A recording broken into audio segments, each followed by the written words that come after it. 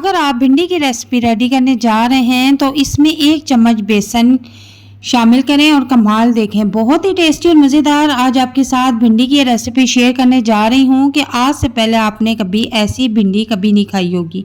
तो स्टार्ट करते हैं। बिस्मिल्लाहिर्रहमानिर्रहीम। अस्सलाम वालेकुम।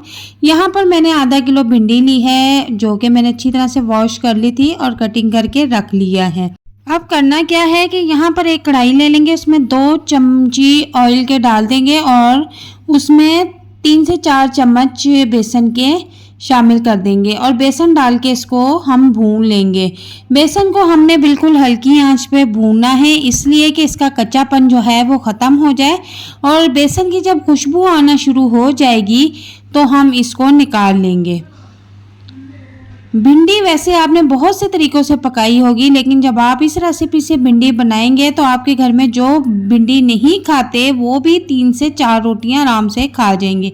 ये इतनी टेस्टी और मज़ेदार बनती है कि आप इसे बार बार बनाने पर मजबूर हो जाएंगे। तो अब यहाँ पर बेसन अच्छी तरह से भून लिया है, इसे मैं बाहर निकाल लूँगी।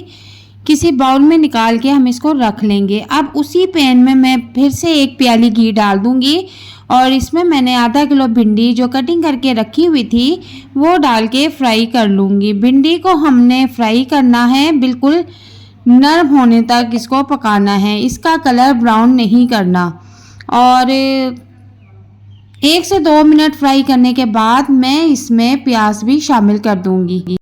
प्याज की क्वांटिटी मैं आपको बता देती हूँ कि आधा किलो अगर मैंने भिंडी ली है तो उसमें 1 पाव मैंने प्याज का इस्तेमाल किया है, जो कि बिल्कुल बारीक कटिंग करना है, फिर ही भिंडी का जायका जो है बहुत ज़बरदस्त आएगा। और इसके बाद अब इन दोनों चीज़ों को मैं अच्छी तरह से फ्राई कर लूँगी।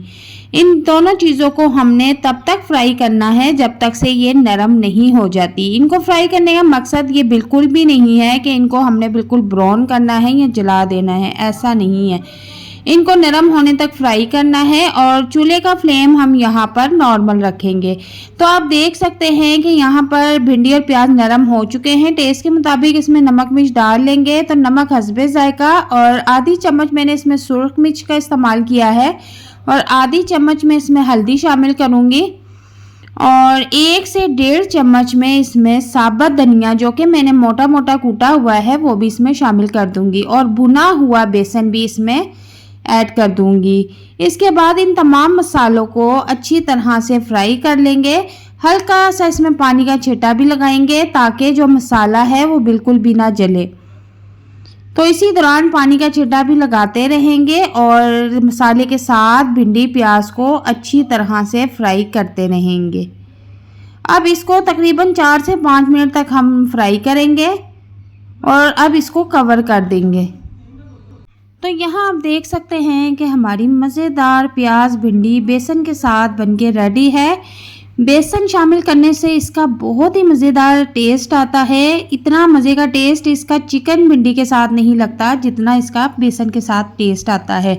आप एक बार इस रेसिपी को घर में ज़रूर बनाकर देखें और मुझे कमेंट बॉक्स में लाजमी बताएं कि आपको हमारी ये रेसिपी कैसी लगी। अल्लाह हाफिज़।